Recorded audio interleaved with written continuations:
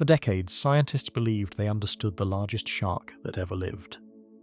Its image appeared in museums visited by millions of people, appeared in documentaries, textbooks, magazines, and films.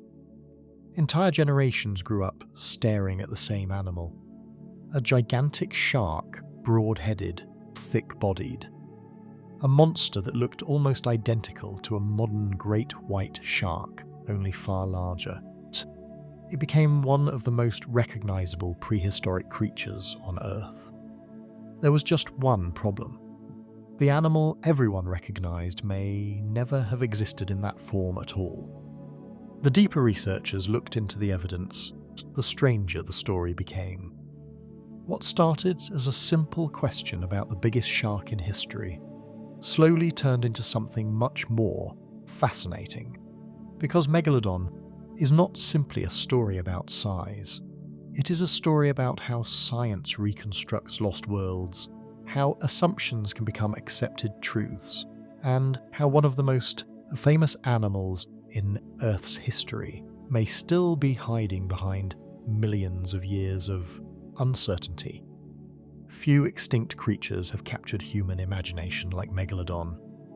Dinosaurs may dominate museums, but Megalodon occupies a unique place in popular culture. It lives in the part of the human mind reserved for monsters. There is something deeply unsettling about the ocean. Even today, most of it remains unexplored. Vast regions of the deep sea have never been seen by human eyes. Entire ecosystems exist in darkness. Strange creatures drift through waters thousands of meters below the surface. The ocean has always been a place where imagination thrives. Long before submarines and satellites, sailors filled maps with sea monsters. Ancient cultures spoke of giant creatures lurking beneath the waves. Even in the modern age, the ocean still feels mysterious in a way that mountains, forests, and deserts do not. Perhaps that is why Megalodon became so famous. It combines two things that humans find endlessly fascinating: the unknown depths of the ocean and the fear of large predators. Even people who know very little about paleontology know the name. Ask someone to name an extinct shark, and they will almost certainly answer Megalodon. Ask them what it looked like, and most will describe exactly the same animal. A giant great white shark.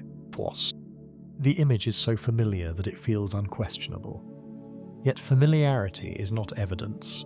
The story of Megalodon begins long before Hollywood discovered it, long before viral internet videos, long before television documentaries. It begins with strange fossils being discovered around the world, fossils that confused people for centuries.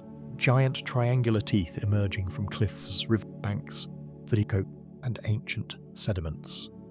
Some were larger than a person's hand.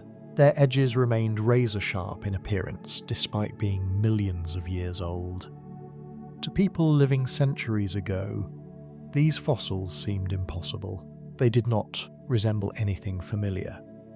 Some believed they were dragon tongues, turned to stone, pots. Others thought they were magical objects or relics from mythical creatures. Nobody knew they once belonged to one of the most successful predators that had ever existed. The truth would take centuries to uncover as geology and paleontology developed. Scientists slowly began piecing together the mystery.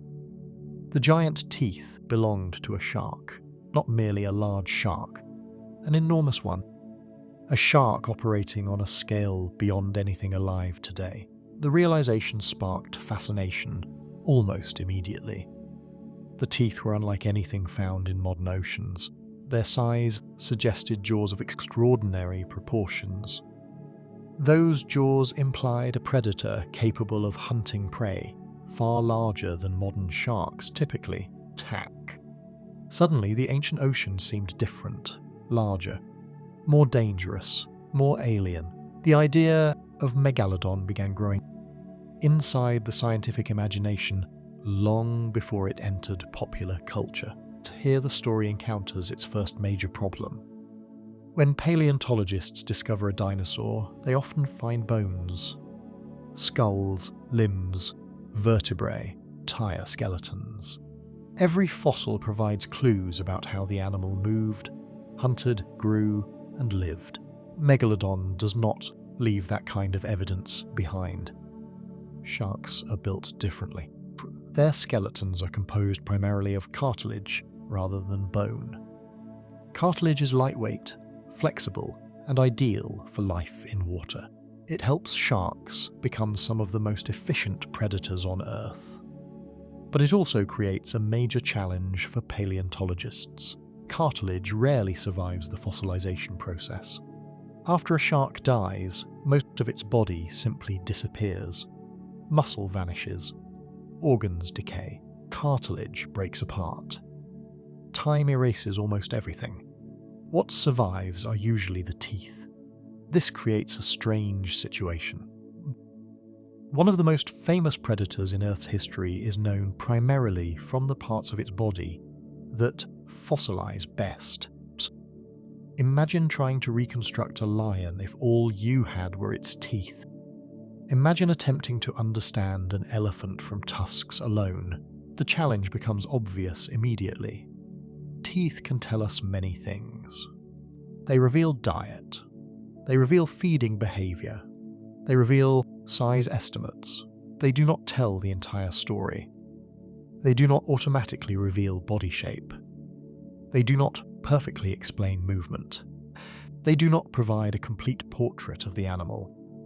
Yet, for a long time, scientists had little choice. They worked with the evidence available, and the evidence suggested something extraordinary. As more teeth were discovered across multiple continents, a picture slowly emerged. Megalodon was not simply a large shark. It was a giant, one of the largest predators ever known. Fossil whale bones carrying massive bite marks reinforced the image. Ancient marine mammals showed signs of encounters with a predator possessing immense power. The oceans of the past suddenly seemed filled with drama. Giant whales, giant sharks, entire ecosystems operating on scales that modern oceans rarely achieve. Naturally, scientists wanted to know what this predator actually looked like. The desire is easy to understand. Humans are visual creatures. We want to see the past. We want to transform fossils into living animals. We want to imagine what ancient worlds looked like before humans arrived. Reconstruction is one of the most important parts of paleontology because it allows people to connect emotionally with extinct life. But reconstruction is also where assumptions enter the story. Faced with giant shark teeth and limited skeletal remains, researchers looked toward modern species for guidance. One shark appeared to offer the perfect comparison: the great white shark. First, the connection seemed logical. Great whites possess serrated teeth. They hunt marine mammals. They sit near the top of modern food chains. Their overall appearance matched what many researchers believed a giant predatory shark should look like. The comparison helped fill gaps in knowledge. Over time, the giant great white model became increasingly popular. Artists embraced it. Museums displayed it. Documentary filmmakers adopted it. Audiences loved it. Eventually, the image spread so widely that few people questioned its origins. The reconstruction became the animal. Useful scientific comparison gradually transformed into accepted reality. Yet, nature does not always cooperate with human expectations. Decades passed. New evidence continued accumulating. Researchers discovered additional fossils. Analytical techniques improved. Evolutionary relationships became clearer. Questions that once seemed settled began reopening. Some scientists started asking whether the giant, great white model was truly the best interpretation. The answers were not straightforward. They rarely are in science. but the questions themselves were revealing. If Megalodon was not simply a scaled-up great white shark, what was it? How much of the familiar image was supported directly by evidence? How much originated from assumptions made decades earlier? These questions touched the foundation of the animal itself. Suddenly, the discussion was no longer about size alone. It was about identity. The most famous shark in history was becoming less certain. And paradoxically, that uncertainty made the story more interesting. Because the real Megalodon was no longer a movie monster or a giant version of a modern predator. It was becoming a mystery, puzzle assembled from fragments scattered across millions of years. Every giant tooth became a clue. Every fossil vertebra became a clue. Every bite mark preserved on an ancient whale became a clue.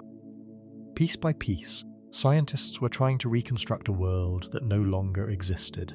World where giant whales crossed warm oceans, where marine ecosystems looked dramatically different from those of today, and where an apex predator ruled seas that stretched across a planet unlike the one we know now. The deeper researchers investigated that world, the more they realized that understanding Megalodon would require understanding something even larger. Not just the shark itself, but the evidence from which the shark had been built. Because before we can understand what Megalodon really was, we first need to understand how scientists attempted to reconstruct an entire predator from little more than its teeth. Because before we can understand what Megalodon really was, we first need to understand how scientists attempted to reconstruct an entire predator from little more than its teeth. That challenge is far greater than it might appear. When most people imagine fossils, picture skeletons displayed inside museums, massive dinosaur skulls, towering rib cages, complete skeletons assembled bone by bone until an extinct animal appears to stand before us once again. Fossils create the illusion that the past is preserved in remarkable detail. Sometimes it is, but sometimes the fossil record behaves more like a puzzle box, preserving a handful of clues while destroying almost everything else. Sharks belong firmly in that second category. Even today, sharks are among the most successful predators on Earth. They have survived multiple mass extinctions. Their ancestors swam through oceans long before the first dinosaurs appeared. Yet despite their evolutionary success, they leave behind surprisingly little evidence of their existence. The reason lies in the way sharks are built. Unlike mammals, birds, or dinosaurs, sharks do not rely on heavy skeletons made of bone. Instead, most of their framework consists of cartilage. Cartilage is strong enough to support the animal while remaining flexible and lightweight. It helps sharks move efficiently through water and contributes to their extraordinary swimming ability. But cartilage has a weakness. After death, it rarely survives. A shark can dominate an ocean for decades, grow to extraordinary size, and sit at the very top of its ecosystem. Yet when it dies, time erases most traces of its body. Scavengers consume soft tissue. Microorganisms break down what remains. Ocean currents scatter fragments. Millions of years pass. Eventually, almost everything disappears. Teeth are different. Teeth are among the hardest structures in the animal kingdom. They are built to puncture, tear, slice, and withstand enormous forces. Sharks constantly replace them throughout their lives. A single shark may produce tens of thousands of teeth over its lifetime. Every lost tooth becomes a potential fossil. Host. This is why shark teeth dominate the fossil record. Entire species are known primarily from teeth. In the case of Megalodon, teeth are not merely fossils. They are among the most impressive clues ever left behind by a prehistoric predator. Imagine a shark walking along a shoreline and discovering a fossil larger than your hand, triangular blade with serrated edges still visible despite millions of years of burial. You immediately know it belonged to something powerful. That experience has happened countless times throughout history. Long before anyone understood what Megalodon was, people found its teeth. Ancient civilizations discovered them without knowing their origin. Some believed they were dragon tongues, others thought they possessed mystical properties. In parts of Europe, they were known as glossopetrae, meaning tongue stones.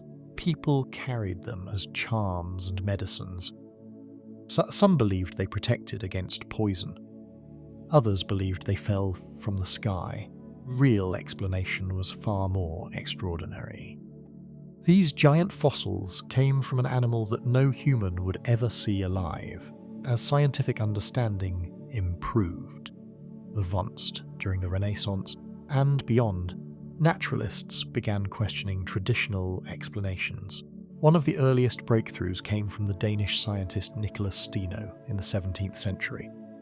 While studying shark anatomy, he recognized that certain mysterious fossils strongly resembled shark teeth. This may seem obvious today, but at the time it represented a revolutionary idea.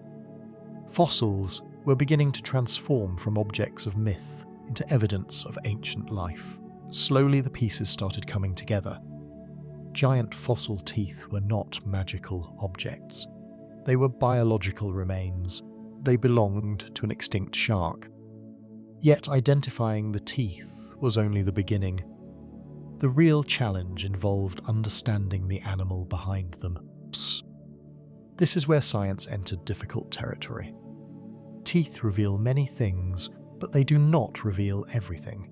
A lion tooth tells us it was a predator. It does not tell us exactly how large the lion was.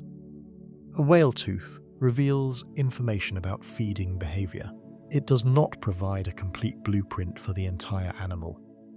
Megalodon presented an even greater challenge because its teeth were so extreme. Researchers knew they belonged to a giant shark. The question was how giant. Estimating size from teeth sounds straightforward. In reality, it is remarkably complicated. Scientists began comparing fossil teeth to those of modern sharks. Relationships between tooth dimensions and body length provided a starting point. Researchers measured tooth height, crown width, root structure, and numerous other characteristics. Mathematical formulas emerged. Estimates evolved. Some suggested lengths of 15 meters. Others suggested 18. Some pushed even higher. Every estimate carried uncertainty because the complete animal remained missing. Imagine trying to determine the height of a building after discovering a single brick. The brick provides information, but does not reveal the entire structure. Megalodon researchers faced a similar problem. The teeth were real, the measurements were real, yet every reconstruction required assumptions. One of the most influential assumptions involved the great white shark. For much of the 20th century, scientists viewed great whites as the closest modern comparison available. The logic appeared reasonable. Great whites possess serrated teeth adapted for cutting flesh. They hunt large marine mammals. Their overall ecological role resembled what researchers imagined for Megalodon. As a result, many early reconstructions essentially enlarged a great white shark to extraordinary proportions. The model worked well enough to explain available evidence. It provided a recognizable image. It helped museums and artists visualize the animal. Most importantly, it gave scientists a framework for estimating body proportions. But scientific frameworks are not permanent truths. They are tools. can sometimes become so familiar that people forget they are models rather than facts. Over time, the giant great white reconstruction became deeply embedded within public imagination. The image spread far beyond scientific circles. Documentary filmmakers adopted it. Publishers adopted it. Illustrators adopted it. The public embraced it enthusiastically. Actually, the reconstruction became synonymous with Megalodon itself. Yet uncertainty never completely disappeared. Even as the image gained popularity, researchers continued searching for additional evidence. Every new fossil carried the potential to change the story. Occasionally, the fossil record delivered surprises. Among the rarest and most valuable Megalodon discoveries are vertebrae. Unlike teeth, vertebrae preserve information about body structure. They offer clues about growth, age, and proportions. One famous specimen discovered in Belgium included a partial vertebral column. Other discoveries emerged from Peru, Denmark, and various locations around the world. These fossils remain exceptionally rare. Each one provides information that teeth alone cannot offer. Some vertebrae are astonishing in size. Holding one reveals the scale of the animal in a way measurements on paper cannot. They belong to a creature operating in dimensions unfamiliar to modern observers. Yet even these discoveries leave major gaps. A handful of vertebrae cannot reconstruct an entire shark. Researchers still face enormous uncertainties regarding body shape, fin structure, swimming mechanics, and countless other details. This is where paleontology becomes both science and detective work. Every fossil represents a clue. A single clue tells the entire story. Researchers must combine evidence from multiple sources. Teeth reveal feeding adaptations. Vertebrae reveal growth and size. Fossil whale bones preserve evidence of predation. Comparative anatomy offers additional insight. Evolutionary relationships provide context. Piece, a picture begins to emerge. But unlike a completed puzzle, some pieces remain missing forever. That reality can be frustrating. It can also be fascinating. The uncertainty surrounding Megalodon is not a weakness in the story. It is part of the story. Fraud. Many people imagine science as a collection of established facts. In reality, science often operates at the edge of uncertainty. Researchers build explanations using the best available evidence while remaining open to revision. Megalodon exists directly within that process. Every new discovery has the potential to refine our understanding. Every new analysis has the potential to challenge assumptions made decades earlier. The animal continues evolving inside scientific thought, despite having disappeared millions of years ago. This creates an unusual situation. Megalodon is simultaneously one of the most famous extinct animals and one of the least completely understood large predators ever reconstructed. The giant teeth feel familiar. The popular image feels familiar. Yet beneath that familiarity lies a surprising amount of uncertainty. Scientists know enough to recognize Megalodon as one of the largest predators in Earth's history. They know it hunted marine mammals. They know it occupied the top of ancient food chains. They know it achieved extraordinary size.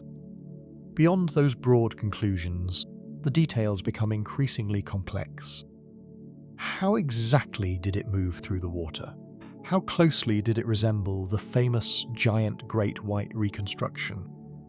How efficient was its body? How much food did it require? What evolutionary pressures shaped its design? Answering those questions requires more than fossils alone.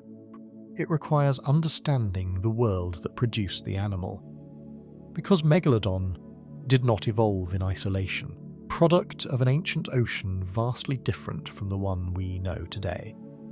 An ocean filled with opportunities, challenges, prey, Proust, populations capable of supporting predators on a scale almost unimaginable in the modern world.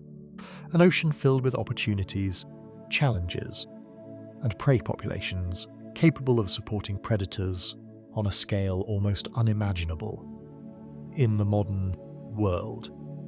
To understand why Megalodon became possible at all, it helps to forget everything familiar about today's oceans.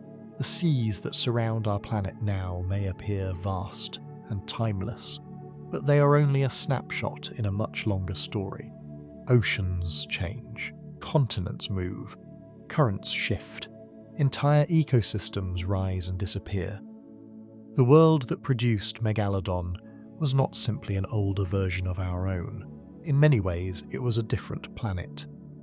If a person could travel back roughly 15 million years, one of the first things they would notice would be the warmth. Much of the Miocene world was warmer than today. Polar ice existed. Global temperatures were generally higher. Sea levels differed. Ocean circulation patterns differed. Coastal environments stretched across regions that look entirely different in the modern world. Vast, shallow seas supported immense biological productivity. Life flourished in extraordinary abundance. It was an age of expansion, experimentation, opportunity. For marine animals, particularly large marine animals, conditions were exceptionally favourable. The oceans were crowded with life. Schools of fish moved through productive waters. Seabirds hunted along coastlines. Early seals occupied shorelines and islands. Dolphins diversified into numerous forms. Marine mammals were spreading into ecological roles that would shape ocean ecosystems for millions of years. Most importantly, whales were undergoing one of the most remarkable radiations in their evolutionary history. Today, when people think of whales, they often imagine a handful of familiar species: blue whales, humpbacks, sperm whales, orcas. Yet the ancient oceans contained a much broader cast of characters. Some whales were small, others reached impressive sizes. Some filtered enormous quantities of food through baleen, others hunted actively. Entire evolutionary experiments unfolded beneath the waves. New species appeared. Some flourished for millions of years. Others vanished without leaving descendants. The oceans of the Miocene were not merely populated by whales. They were being transformed by them. This transformation would prove critically important for Megalodon. Large predators do not exist in isolation. Every apex predator sits atop an enormous pyramid of energy. A lion depends on herbivores. A great white shark depends on prey populations. An orca depends on complex marine food webs. The larger the predator becomes, the larger that supporting ecosystem must be. Gigantism requires abundance.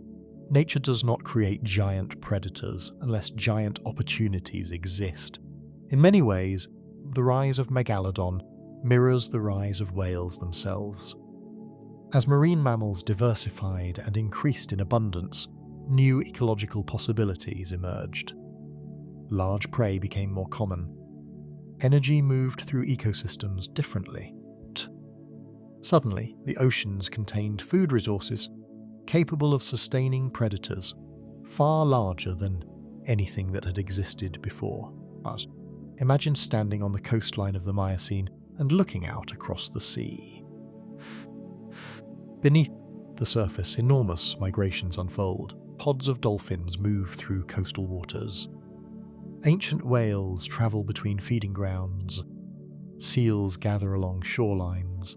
Fish schools stretch across vast distances. Life exists everywhere, not evenly distributed, but in concentrations large enough to reshape entire ecosystems. Modern oceans still contain spectacular wildlife, yet centuries of human activity have altered marine ecosystems dramatically. Commercial whaling, industrial fishing, habitat destruction, climate change have transformed populations across the globe. Many marine ecosystems today contain only a fraction of the biomass they once supported. Looking back into the Miocene is like peering into a world before those reductions occurred, world where abundance reached extraordinary levels. This abundance created opportunities for specialization. Dolphins evolved into numerous forms, occupying different ecological niches. Some hunted fish, others targeted squid. Certain species grew larger and more sophisticated. Marine mammals diversified into roles that filled every corner of the ocean. Predators evolved alongside prey in a continuous evolutionary arms race. Every improvement in hunting ability encouraged improvements in defense. Every adaptation triggered new counter-adaptations. Nature rarely stands still. Evolution pushes constantly in every direction at once. Somewhere within this dynamic world, the ancestors of Megalodon were thriving. They were not yet legends. They were simply successful predators taking advantage of favorable conditions. Generation after generation, natural selection rewarded traits that improved survival and reproduction. Larger size brought advantages. Stronger bites brought advantages. Efficient swimming brought advantages. Access to large prey brought advantages. Over immense spans of time, those advantages accumulated. Result was an animal unlike anything alive today. Yet it is important to remember that Megalodon was not the only giant inhabiting these seas. Ancient oceans contained numerous impressive animals. Giant whales moved through productive waters. Massive fish occupied pelagic environments. Large marine mammals evolved into dominant components of their ecosystems. The Miocene was, in many respects, an age of giants matters. Because Megalodon did not become enormous in an empty world. It became enormous in a world where large size repeatedly proved successful. Energy was available. Prey was available. Competition created pressure. Opportunity created possibility. Evolution responded accordingly. The most fascinating aspects of this ancient ecosystem is how interconnected everything was. Productive upwelling system could support vast numbers of plankton. Those plankton fed small organisms. Small organisms fed fish. Fish fed larger predators. Whales exploited enormous concentrations of food. Predators exploited whales. Every level depended on the levels beneath it. Remove enough energy from the base of the system, and everything above begins to struggle. Increase productivity, and opportunities expand across the entire food web. Megalodon occupied the uppermost reaches of this network. Its existence depended on the health of countless ecological relationships operating beneath it. This perspective changes the way we think about giant predators. It is tempting to imagine Megalodon as a solitary monster dominating everything around it. Reality was almost certainly more complex. Megalodon was a product of its environment. Its success depended on conditions created by oceans, currents, climate patterns, prey populations, and evolutionary history. Without those factors, the shark itself could never have existed. Fossil evidence provides glimpses into these ancient relationships. Whale bones bearing massive bite marks reveal encounters between predator and prey. Fossil distributions suggest important nursery habitats.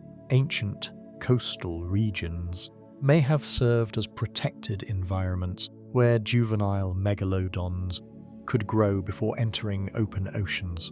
This idea carries intriguing implications. Even the largest predator in Earth's oceans began life as a vulnerable juvenile. Every adult giant started as a newborn navigating a dangerous world. Somewhere in shallow coastal waters, young megalodons learned to hunt. They grew gradually, year after year, benefiting from ecosystems that provided both food and protection. These nursery grounds were every bit as important as the open ocean hunting territories later occupied by adults. Modern sharks often rely on similar strategies. Young individuals remain in safer habitats where predation risks are reduced. As they grow, they expand into broader environments. If Megalodon followed a comparable pattern, then entire coastal ecosystems may have played crucial roles in its life cycle. Giant predator depended on places where it could begin life safely. This idea reinforces a broader theme emerging throughout the story. King Megalodon was not merely a giant shark. It was part of a living system.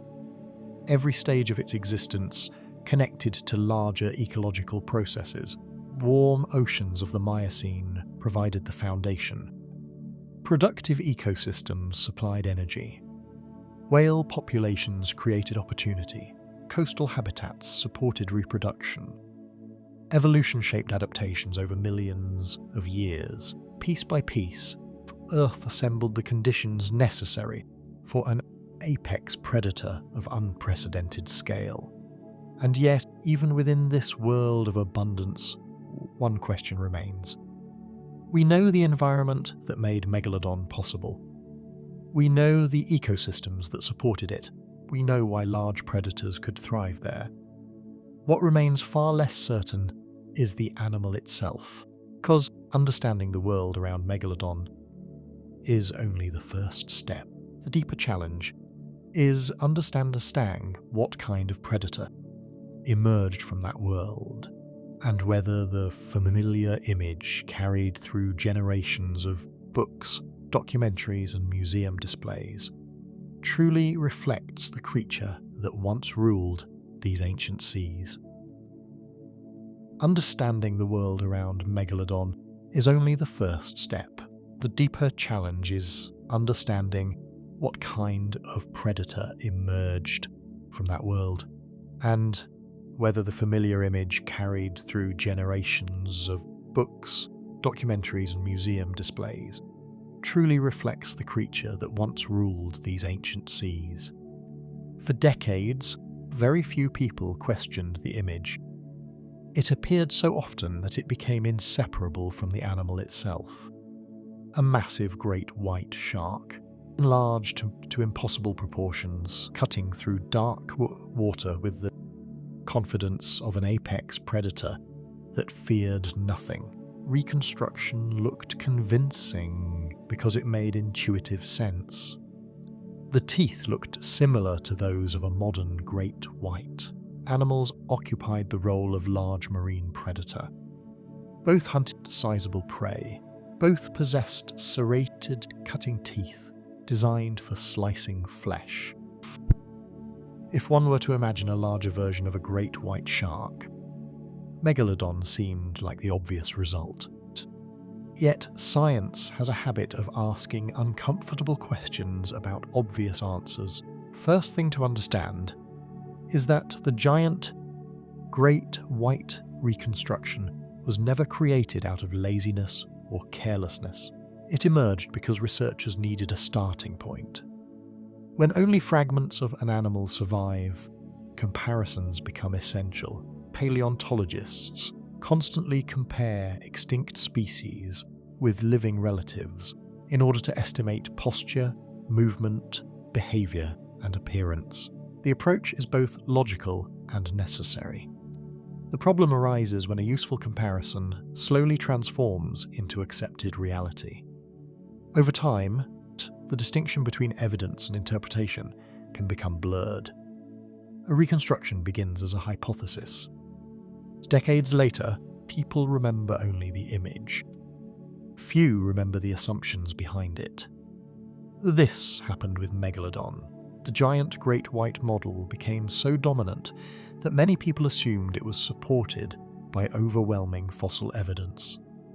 In reality, Much of the reconstruction depended on inference.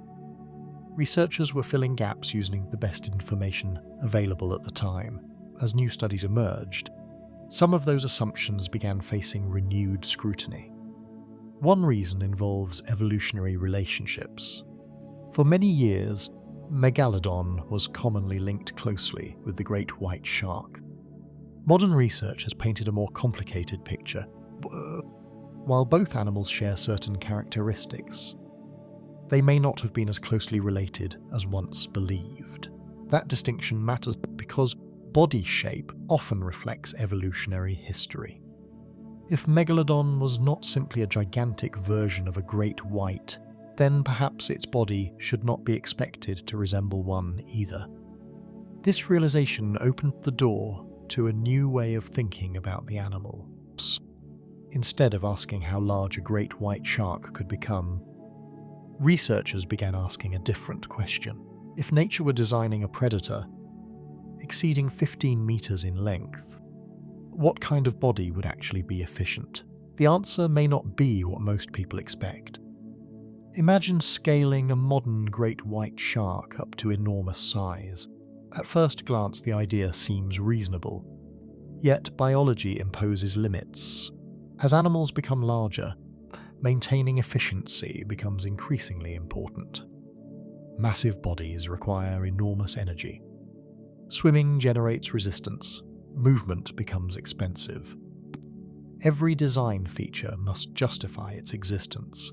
This is why many of the largest animals in history evolved surprisingly streamlined forms. Nature rewards efficiency. The blue whale provides a useful example. Despite being the largest animal ever known, its body is remarkably streamlined. Every aspect of its design helps reduce drag and conserve energy during long-distance movement. Similar principles apply throughout the ocean. Large pelagic animals often evolve shapes that maximize efficiency while minimizing unnecessary energy expenditure. This perspective has influenced recent attempts to rethink Megalodon. Instead of picturing an oversized great white, some researchers have suggested a body shape that was more elongated and more hydrodynamically efficient. Not necessarily thinner, built differently. A predator designed for sustained movement across vast ocean distances rather than short bursts of explosive acceleration. This idea changes the entire feel of the animal. The traditional reconstruction often portrays Megalodon as an exaggerated ambush predator, giant version of the shark familiar from modern documentaries. The newer interpretation suggests something potentially more sophisticated, a highly efficient ocean traveler capable of crossing enormous distances while conserving energy. A predator built not merely for power, for endurance. That distinction matters because endurance is often the defining characteristic of successful marine giants. Oceans are vast. Food resources can be scattered.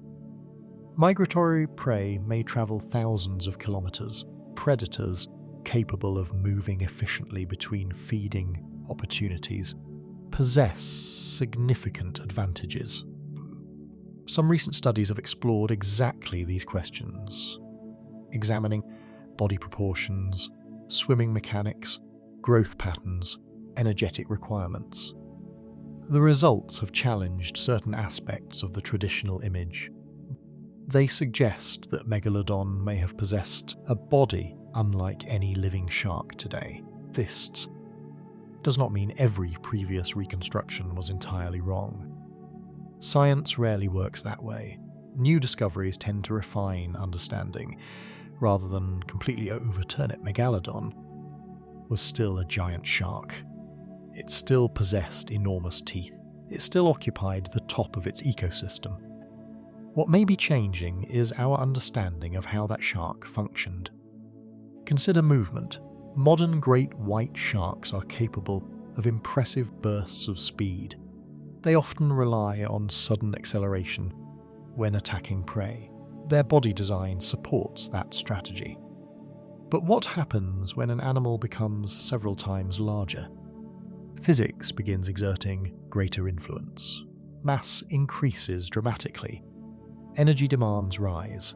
Movement becomes more costly. Some researchers now suspect Megalodon may have favoured a different balance between power and efficiency. Instead of behaving like an oversized great white, it may have behaved more like a giant oceanic cruiser.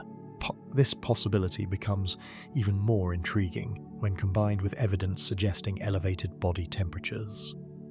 Certain modern sharks, including great whites and macos, possess adaptations that allow parts of their bodies to remain warmer than surrounding water.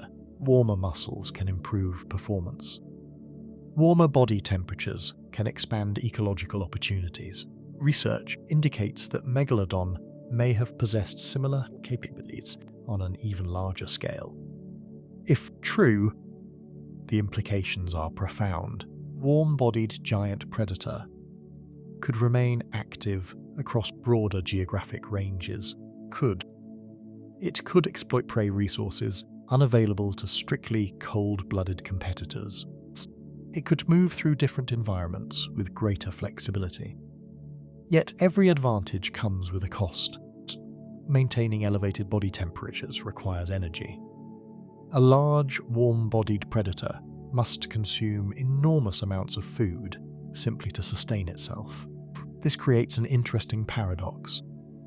The very traits that may have helped Megalodon dominate ancient oceans may also have imposed significant demands on its lifestyle.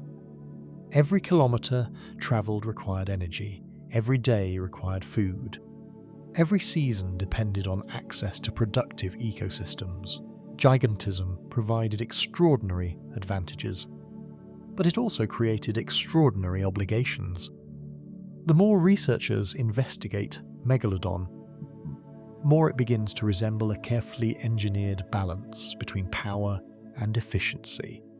Not a mindless monster, not a giant killing machine, an animal shaped by millions of years of evolutionary pressure. Every feature served a purpose. Every adaptation reflected environmental realities. This perspective transforms the way we imagine encounters with the animal. Popular culture often presents Megalodon as an unstoppable force emerging suddenly from darkness. Reality was likely more subtle and far more interesting. A predator of this scale would have spent much of its life navigating immense oceanic landscapes. It would have tracked prey migrations. It would have balanced energy expenditure against food intake. It would have operated within ecological systems governed by complex relationships. Like every successful predator, it survived not because it was terrifying, but because it was effective. That distinction matters. Effective predators are often far more fascinating than terrifying ones. Fear simplifies animals. Ecology reveals them. Real Megalodon was not merely large. It was adapted to a world unlike anything alive today. Every new study brings researchers slightly closer to understanding how it functioned. Yet, uncertainty remains. Scientists continue debating aspects of body shape, swimming style, growth rates, and physiology. Some questions may remain unresolved for years. Others may require fossil discoveries that have not yet occurred. That uncertainty is not a flaw in the story, part of what makes the story compelling. We are watching science unfold in real time. The image of Megalodon is not fixed. It continues evolving as new evidence appears. Each study adds another piece to a puzzle that remains incomplete. Animal becoming visible through that puzzle is increasingly different from the giant great white shark that dominated popular imagination for decades. It may have been more efficient, more specialized, more extraordinary, and perhaps most importantly, more real, because Behind every reconstruction lies an actual creature that once crossed ancient oceans, hunted living prey, participated in ecosystems that have long since disappeared. Understanding that creature requires Nosmos moving beyond the familiar image and into the life it actually lived. Beyond the familiar image and into the life it actually lived. It is easy to think of Megalodon as a finished product. A giant predator appearing fully formed in the ancient oceans, already enormous, already dominant, already feared. But no animal begins life at the top of the food chain. Every apex predator starts somewhere. Giant begins small. Long before a megalodon was capable of hunting whales, crossing oceans, or reaching lengths that rivaled a city bus, was a newborn entering a world that could be just as dangerous for it as it would later become for everything else. Fossil record offers only brief glimpses into this stage of its life. But those glimpses reveal something surprisingly familiar. Despite becoming one of the largest predatory sharks in history, Megalodon appears to have relied on nursery grounds, much like many modern sharks do today. Certain coastal regions contain unusual concentrations of smaller megalodon teeth. These sites appear repeatedly in different parts of the world. The pattern is difficult to ignore. Researchers believe these areas may have served as protected environments where young sharks could grow before moving into open oceans. It is a simple idea, but it changes the way we imagine the animal.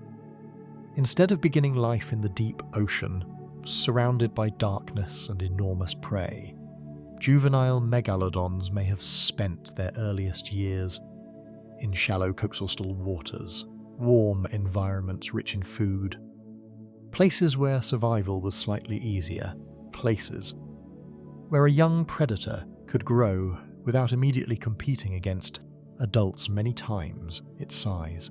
Even the ruler of ancient seas needed a safe place to begin. Imagine a coastline millions of years ago. The water is warmer than most coastal environments today. Mangrove-like habitats stretch along certain regions. Fish move through shallow channels. Marine mammals patrol nearby waters.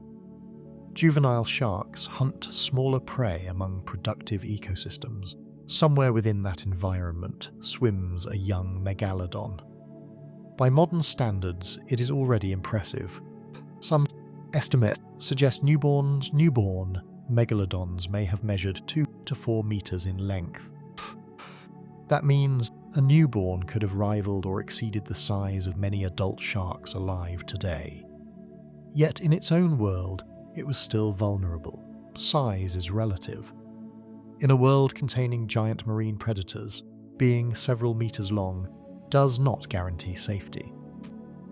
The early years of life would have been dominated by growth. Growth is one of the most important priorities in the life of any young predator.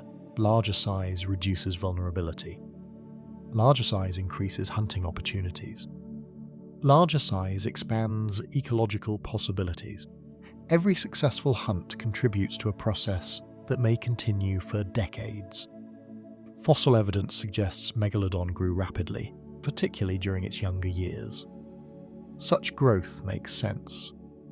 Animals occupying apex positions often benefit from reaching larger sizes as quickly as possible.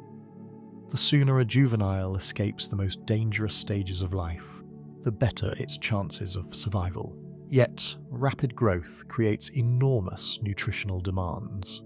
Young megalodons likely spent much of their time feeding. Fish, smaller marine mammals, and other available prey would have supported this period of development. The nursery grounds themselves were not chosen randomly. Productive coastal ecosystems provide multiple advantages.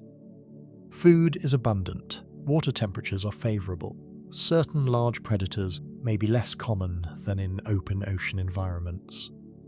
Modern shark species repeatedly use similar strategies. Nature often arrives at effective solutions and reuses them across millions of years. As years pass, the young shark begins changing. Muscles strengthen, teeth are continually replaced, hunting ability improves, experience accumulates. The world becomes larger. Eventually, coastal waters can no longer satisfy the opportunities available to a growing predator. This transition may have been one of the most important moments in a megalodon's life. Leaving a nursery habitat means entering a much larger world. Oceans operate on entirely different scales. Distances increase dramatically. Prey becomes more varied. Competition changes. The young shark is no longer simply growing. It is becoming part of a vast marine ecosystem stretching across entire ocean basins. One of the most fascinating aspects of megalodon biology is how long this process may have taken. Unlike small animals that reach maturity quickly, giant species often develop over extended periods. Large body size requires time. Building an apex predator capable of weighing tens of tons cannot happen overnight. Growth rings preserved within fossil vertebrae provide clues about this process. Much like tree rings record years of growth, vertebrae can preserve evidence of an animal's development. These fossils suggest that Megalodon experienced prolonged growth over many years. Details remain debated, but the general picture is clear. Becoming a giant required patience. Each year added mass, power, and capability. During this period, the shark's relationship with its environment would have evolved continuously. Prey that once seemed challenging became manageable. Territories expanded.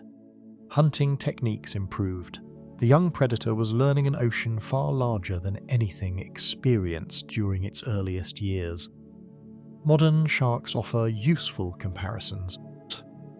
Many species display remarkable navigational abilities. They follow seasonal patterns, respond to temperature changes, and travel immense distances. Some cross entire ocean basins. Others return repeatedly to specific locations. Although direct evidence for megalodon migration remains limited, size and energetic requirements strongly suggest a highly mobile lifestyle. Predator requiring enormous amounts of food cannot remain stationary for long. It must follow opportunity wherever opportunity exists. Imagine the perspective of an adolescent megalodon entering this world. Warm currents carry nutrients across vast distances. Fish schools shift with changing seasons. Marine mammals migrate between feeding grounds. Every movement creates possibilities. The ocean is not empty space. It is a constantly changing landscape filled with information. Temperature gradients, prey distributions, ocean currents, and biological activity. Success depends on interpreting that information correctly. Time, the young shark becomes increasingly capable of doing exactly that. Eventually, a threshold is crossed. The animal is no longer merely surviving. It is becoming dominant. At this stage, body size alone transforms ecological relationships. Predators that once represented danger become irrelevant. New prey options become available. Proud. The shark begins occupying positions within the ecosystem that only the largest individuals can exploit. Transition mirrors patterns observed throughout nature. Lions experience it. Orcas experience it. Crocodiles experience it. Apex predators mature. They enter ecological roles unavailable to younger individuals. Megalodon may have experienced this transformation more dramatically than almost any predator in history, because adulthood did not simply mean becoming larger. It meant entering a realm of biological possibility inaccessible to smaller animals. Large marine mammals became potential prey. Oceanic migrations became routine. Distances that would challenge other predators became manageable. The ocean itself effectively shrank relative to the shark's capabilities. This raises an interesting question. What did a normal day look like for an adult megalodon? Popular culture tends to imagine constant violence, endless hunting, endless attacks, endless encounters with terrified prey. Real predators rarely live that way. Most spend significant portions of their lives conserving energy. Hunting is expensive. Movement is expensive. Large animals often balance activity carefully because unnecessary effort wastes valuable resources. An adult megalodon may have spent long periods traveling through productive regions, searching for opportunities rather than constantly pursuing them. Ocean rewards efficiency. Successful predators do not simply expend energy whenever possible. They expend energy when the reward justifies the cost. This perspective makes the animal feel more real, more biological, less like a movie monster, and more like a living participant within a complex ecosystem. It navigates changing environments, responds to shifting prey distributions. It follows seasonal opportunities. It exists within ecological realities that shape every decision. This is often what gets lost when extinct animals become famous. Their daily lives disappear behind their reputations. People remember size. They remember teeth. They remember dramatic reconstructions. They forget that these were living creatures solving practical problems every day, finding food, avoiding unnecessary risks, growing, reproducing, surviving. Megalodon was no exception. Its life unfolded across years, then decades, within an ocean that constantly demanded adaptation. Every migration route, every hunting decision, every growth stage reflected an ongoing relationship with the environment around it.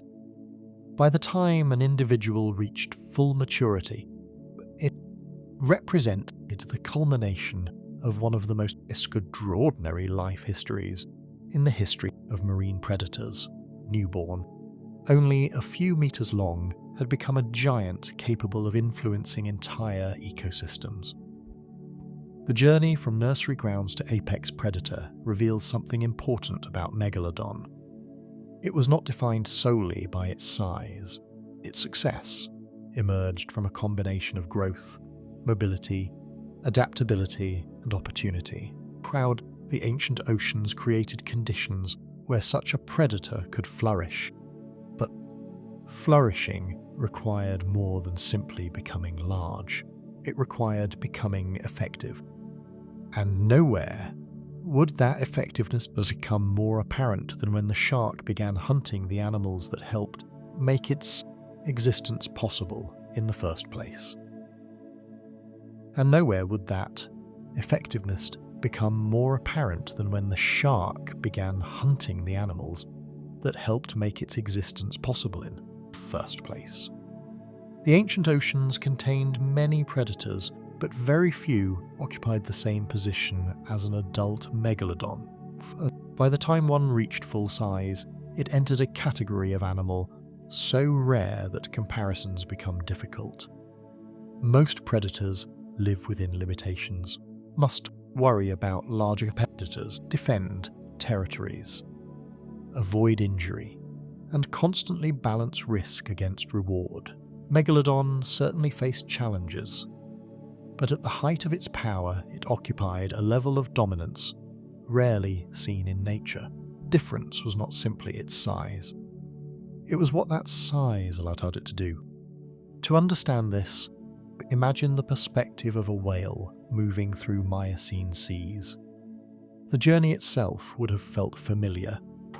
Ancient whales migrated much like many modern species do today. They followed food, favourable temperatures and reproductive opportunities. Entire populations crossed enormous distances through waters rich with life. Yet, unlike modern whales, these animals lived under the shadow of a predator specifically adapted to hunt them. Somewhere beneath the surface, shark, larger than almost any predator that had ever existed, was following the same ecosystems, tracking the same migrations, searching for opportunities. For years, scientists debated exactly how Megalodon hunted. Early reconstructions often portrayed it as a giant version of a great white shark. In those scenarios, predator relied heavily on sudden bursts of speed, explosive attacks, and overwhelming force. Some aspects of that image remain plausible, but as our understanding of the animal has evolved, so too have ideas about its hunting behaviour. What makes this discussion fascinating is that the fossil record preserves direct evidence of predation.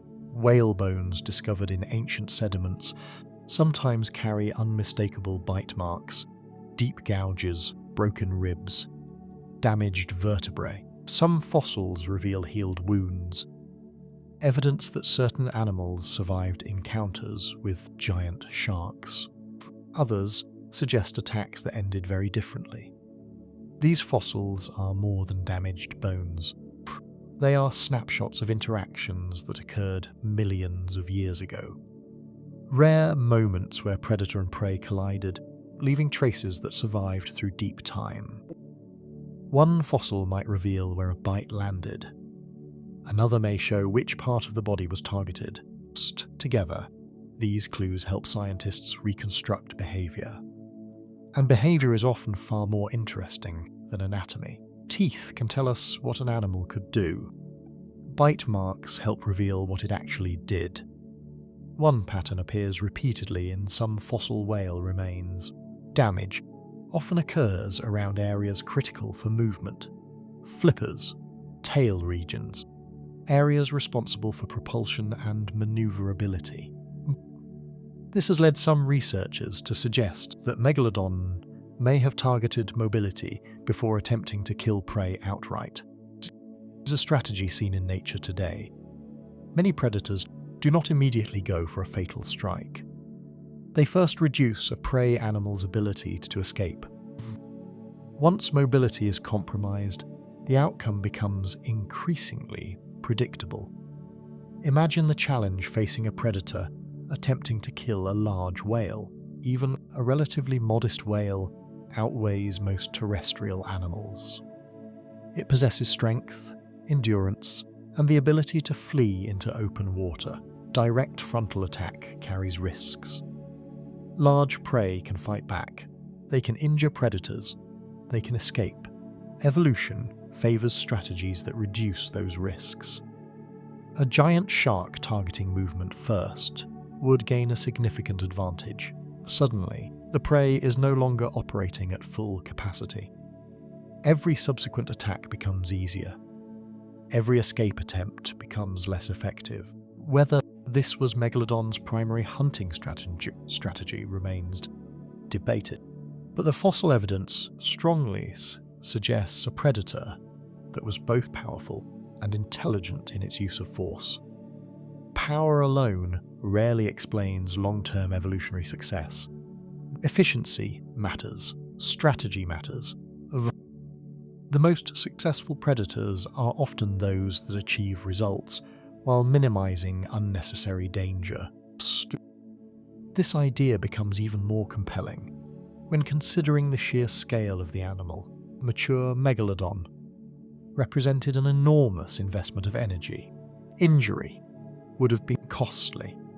Recovery would have required resources. Like every apex predator, it benefited from reducing risk whenever possible. The image that emerges is not one of reckless aggression, but calculated effectiveness. Predator, capable of selecting opportunities carefully and exploiting weaknesses when they appeared. Of course, whales were not the only prey available. Ancient oceans contained a wide variety of marine mammals. Dolphins, seals, smaller whales, and other species occupied different ecological niches. Megalodon likely exploited whatever opportunities provided favourable energy returns. This is another important point often overlooked in popular portrayals. Large predators do not become successful by being picky. They become successful by being adaptable. The ability to utilize multiple prey types provides resilience. It reduces dependence on any single resource. It increases survival when environmental conditions change, fossil record suggests. Megalodon possessed exactly this kind of flexibility. Yet, certain prey almost certainly offered greater rewards than others. A large whale represented an enormous source of energy. One successful hunt could provide nutrition far beyond what smaller prey items offered. This creates an interesting balance. Large prey provide high rewards, but often involve greater challenges. Smaller prey are easier to catch, but may require more frequent hunting. Predator must navigate these trade-offs. Megalodon appears to have done so exceptionally well. Part of its success undoubtedly came from one of the most impressive weapons ever evolved by a marine predator. Its bite. Estimates vary. Megalodon's bite force likely exceeded that of any living shark. Some reconstructions suggest forces capable of crushing bone with astonishing efficiency. Such numbers are impressive, but raw figures can sometimes obscure the reality behind them. Bite force statistic is ultimately just a measurement. The real significance lies in what that force allowed the animal to accomplish. Food. Bone is one of the strongest biological materials in nature. Many predators struggle to penetrate it effectively. Megalodon's teeth and jaws appear designed not merely to puncture flesh, but to inflict catastrophic damage. Combined with body size, this capability made it uniquely suited for tackling large marine mammals. A successful bite could alter the outcome of an encounter almost immediately. Yet focusing solely on bite force risks missing a larger point. Predation involves much more than jaws. It involves detection, approach, positioning, timing, decision-making, and energy management. Every hunt begins long before contact occurs. Somewhere in the ancient ocean, a predator identifies an opportunity. Perhaps it detects movement. Perhaps it notices a vulnerable individual within a group. Perhaps environmental conditions create a temporary advantage. Whatever the circumstances, success depends on far more than physical strength. This is where the debate over Megalodon's body shape becomes especially interesting. If newer reconstructions are correct and the animal possessed a more efficient cruising design, then its hunting behavior may have relied heavily on endurance and strategic positioning rather than pure acceleration. Instead of imagining constant explosive attacks, we may need to picture a predator capable of covering vast distances while conserving energy, a hunter operating on oceanic scales. Such an animal would be difficult to escape, not because it was always the fastest creature in the water, because it could remain effective across enormous ranges and extended periods. The ocean itself would have become part of its hunting strategy.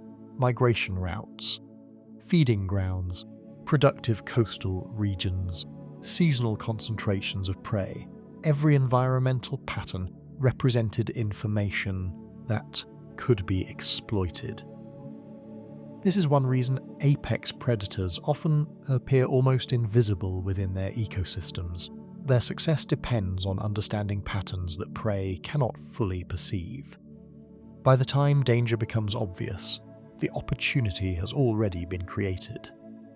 For marine mammals living during the age of Megalodon, this reality shaped daily life.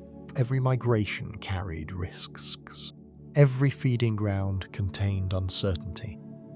The ocean provided abundance, but it also contained predators adapted to exploit that abundance. Fear is difficult to measure in the fossil record, yet ecological pressure leaves traces. Species alter behavior in response to predation. Migration routes change. Group structures evolve. Defensive strategies emerge. The presence of a giant predator can influence entire ecosystems without needing to attack constantly. Sometimes the possibility of attack is enough. This influence may represent one of Megalodon's most important ecological roles, was not simply consuming prey. It was shaping the behavior of other species. Modern ecosystems provide numerous examples of this phenomenon. Wolves alter deer behavior. Orcas influence seal distributions. Sharks affect how prey species use habitats. Predators help structure ecosystems in ways that extend far beyond direct killing. Megalodon likely performed a similar role on a much larger scale. Floss. It existed at the very top of a complex network of relationships, influencing countless interactions simply through its presence. That influence helps explain why the shark became so successful. It was not dominant because it was large. It became large because it was successful. Size was the result, not the cause. Millions of years of evolutionary refinement produced a predator capable of exploiting one of the richest marine ecosystems in Earth's history. The combination of favorable climate, abundant prey, efficient design, extraordinary adaptations created an animal uniquely suited for its time. For millions of years, the strategy worked. The oceans rewarded it. Populations persisted. Generations thrived. Megalodon became not merely a participant in its ecosystem, but one of its defining features. Yet, hidden within that success was a vulnerability shared by every giant that has ever lived. The larger an animal becomes, the more it depends on the stability of the world around it. The larger an animal becomes, the more it depends on the stability of the world around it. At first glance, gigantism appears to be nature's ultimate advantage. A larger predator can overpower prey more easily. It can travel farther, can store more energy, it can intimidate competitors. Throughout Earth's history, evolution has repeatedly produced giants. Massive dinosaurs walked across prehistoric continents. Enormous marine reptiles dominated ancient seas. Giant mammals roamed Ice Age landscapes. Time and again, nature experimented with size. Yet there is a reason the largest animals are often the most vulnerable when environments begin to change. Gigantism is not a free gift. It is a trade. Every advantage comes with a cost. Megalodon may have represented one of the most successful examples of gigantism ever produced by evolution, but hidden beneath that success was a growing dependency. To understand why, imagine standing beside the skeleton of a blue whale. Even today, few experiences communicate biological scale more effectively. The ribs rise overhead like the arches of a cathedral. Individual vertebrae can weigh more than entire animals. Every part of the body seems to challenge intuition. Looking at such a creature, it is natural to focus on its power. Yet, every day that whale must solve a problem. It must find enough food to sustain itself. Its enormous body demands enormous resources.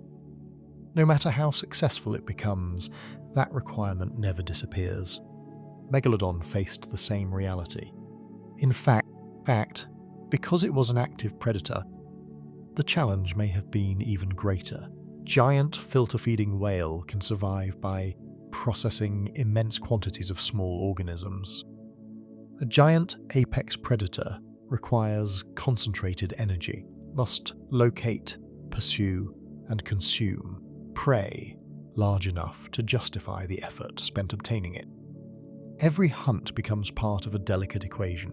the larger the predator, the more expensive that equation becomes.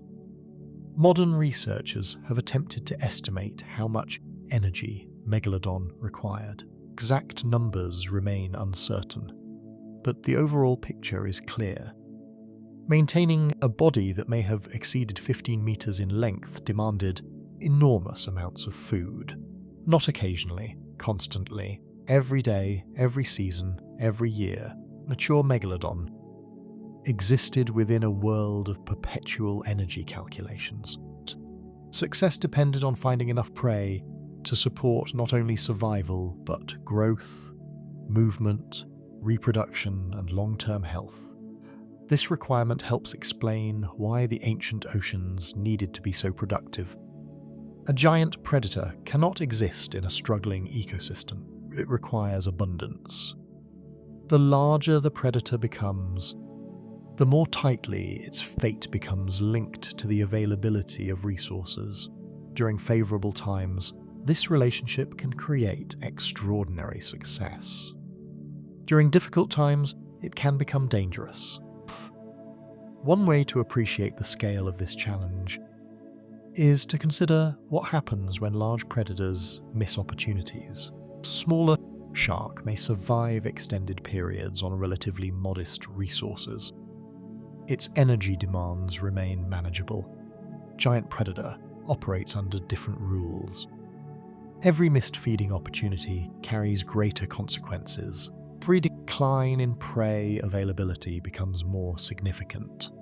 Every environmental disruption ripples upward through the food web until it reaches the animals least capable of ignoring it. For millions of years, Megalodon appears to have navigated these challenges successfully. The oceans provided enough opportunities. Prey remained abundant, ecosystems remained productive. Yet another factor may have complicated the situation further. Evidence increasingly suggests that Megalodon was not entirely dependent on surrounding water temperatures in the same way many fish are today. Some of its modern relatives possess a remarkable adaptation known as regional endothermy. In simple terms, parts of their bodies remain warmer than the surrounding environment. Great white sharks demonstrate this ability. Mako sharks do as well. Specialized circulatory systems allow them to retain heat generated by their muscles. The benefits are substantial. Warmer muscles can contract more efficiently. Performance improves, movement becomes more powerful. Activity levels remain higher in cooler conditions. For an ocean predator, these advantages can be transformative. Researchers studying Megalodon have proposed that it may have possessed similar capabilities, potentially on an even greater scale. If true, this would help explain several aspects of its success. A predator capable of maintaining elevated body temperatures could operate across broader geographic ranges. It could enter cooler waters. It could remain active in conditions that might limit competitors. It could pursue prey over greater distances and exploit opportunities unavailable to strictly cold-blooded species. Viewed from this perspective, warm-bodied physiology appears almost like a superpower. Yet every superpower comes with a price. Heat is expensive. Maintaining elevated body temperatures requires energy. A warm-bodied predator cannot simply slow down and wait indefinitely when resources become scarce. Its metabolism continues demanding fuel. The biological engine never fully stops. This is one of the most fascinating paradoxes in the Megalodon story. Some of the traits that may have helped the shark dominate ancient oceans also increased its dependence on stable conditions. Warm-bodied activity allowed greater performance, but performance required food. Large size increased hunting power, but size increased energy demands. Every adaptation carried benefits and obligations simultaneously. Nature often operates this way. Evolution rarely creates perfect solutions. Instead, it creates compromises that work under specific circumstances. As long as those circumstances remain favourable, success follows. Change the conditions, and the same traits can become liabilities. Consider the life of a mature Megalodon crossing an ancient ocean basin. The journey itself requires energy. Locating prey requires energy. Hunting requires energy.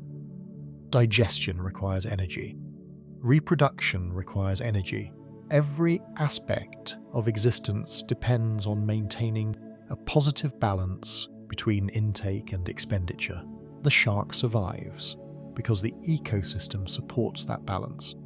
For millions of years, it did. Yet hidden within that success was an unavoidable truth. Megalodon was becoming increasingly specialized for a world of abundance. Specialization often produces extraordinary results. Cheetahs are specialized for speed. Giant pandas are specialized for bamboo. Blue whales are specialized for filtering immense quantities of prey. Specialization allows species to exploit opportunities with remarkable efficiency, but it also narrows flexibility.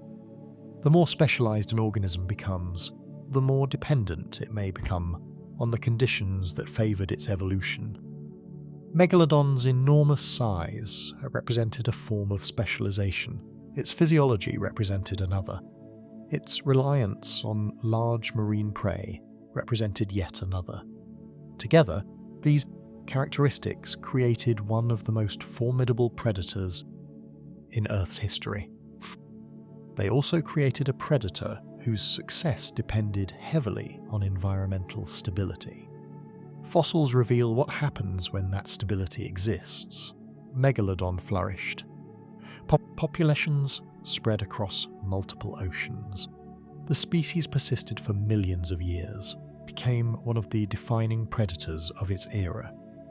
Yet fossils also reveal something else. Even the most successful species eventually encounter change. The Earth never remains static. Continents drift, ocean currents reorganize, temperatures fluctuate, ecosystems transform. The same evolutionary forces that create giants eventually test them. Sometimes those tests reveal hidden weaknesses. It is tempting to imagine extinction as a dramatic event, a sudden catastrophe, a single moment when success turns into failure. Reality is often more gradual. Long before a species disappears, pressures begin accumulating, resources become less predictable. Habitats change, competition shifts. The environment that once rewarded certain adaptations begins rewarding different ones. Large animals frequently feel these pressures first, because their needs are so substantial. Slight reduction in prey availability may barely affect a smaller predator. For a giant predator, the consequences can be much more serious. This principle appears repeatedly throughout Earth's history. Giant animals often thrive during periods of abundance and stability. When conditions deteriorate, they frequently struggle. Not because they are weak, but because their scale leaves less room for error. Megalodon's greatness may have carried exactly this risk. Every adaptation that made it extraordinary also increased its dependence on a world capable of supporting extraordinary animals. The warm oceans of the Miocene and early Pliocene provided that support. Vast whale populations provided that support. Productive ecosystems provided that support. Remove enough of those elements, and the balance begins to shift. At first, the changes may be subtle. A migration route alters. A feeding ground becomes less productive. Certain coastal habitats shrink. None of these developments seem catastrophic on their own. Yet, ecosystems rarely collapse from a single cause. More often, they change gradually, creating pressures that accumulate over time. Species adapted to previous conditions must either adjust or decline. The larger, and more specialized the species, the more difficult adjustment can become. Megalodon had reached a point where its greatest strengths were inseparable from its greatest vulnerabilities. It was powerful because it was large, prowls. It was successful because it required abundant prey. It dominated because it possessed adaptations few competitors could match. Yet every one of those advantages depended on a world remaining recognizable. And the world was beginning to change. Not with a catastrophic impact or a dramatic moment that animals could recognize. Powerful forces in Earth's history rarely announce themselves. They operate slowly, almost invisibly. A fraction of a degree here, shifting current there. A coastline moving meter by meter over thousands of years. To any individual animal, the changes might seem insignificant. To an ecosystem operating across millions of years, they can become transformative. The challenge for Megalodon was not that the ancient oceans stopped producing life. The challenge was that the oceans gradually stopped being the same oceans that had allowed the shark to become successful in the first place. For millions of years, the world that nurtured Megalodon had remained remarkably favorable. Warm temperatures supported productive ecosystems. Whale populations flourished. Coastal nursery habitats remained available. Ocean circulation patterns distributed nutrients in ways that maintained large food webs. The balance was never perfect, but it was stable enough for giant predators to thrive. Then the balance began to shift. During the late Miocene and into the Pliocene, global climate trends started moving in a different direction. Temperatures gradually cooled, polar ice expanded, the planet entered a new chapter of its climatic history. The change was not immediate. If a human could travel through those thousands of years, they might barely notice the difference from one lifetime to the next. But ecosystems notice, oceans notice, species whose lives depend on temperature notice. Water is unlike land in many ways. On land, seasonal changes are often obvious. Forests transform, snow arrives, rivers freeze. In the ocean, changes can be more subtle but no less important. Temperature influences everything. It affects nutrient distribution. It affects migration patterns. It affects breeding grounds. It affects where prey species can survive and where predators can follow them. Entire marine ecosystems are shaped by the movement of heat through water. As global temperatures declined, ancient ocean circulation patterns began changing as well. Currents shifted, productive regions moved, certain habitats expanded while others contracted. The effects rippled outward through food webs. No single change was devastating on its own. The problem was that many changes were occurring simultaneously. Consider the life of a whale population that had spent countless generations exploiting warm, productive feeding grounds. If conditions begin changing, those whales must adapt. They may alter migration routes. They may spend more time in different regions. They may follow food sources into cooler waters. Their behavior changes because the environment changes. Predators dependent on those whales must respond as well. Suddenly, a giant shark adapted to a particular ecological landscape finds that landscape becoming less predictable. Process may have unfolded repeatedly across the ancient oceans. Different whale species responded to environmental pressures in different ways. Some populations shifted geographically. Others declined. Some adapted successfully while others disappeared entirely. The result was an ecosystem becoming increasingly dynamic. For many species, change creates opportunity. For highly specialized giants, change can create uncertainty. Imagine being a mature megalodon Crossing a migration route that has remained productive for generations, the ocean itself still looks familiar. Yet prey abundance is no longer what it once was. Feeding opportunities become slightly less predictable.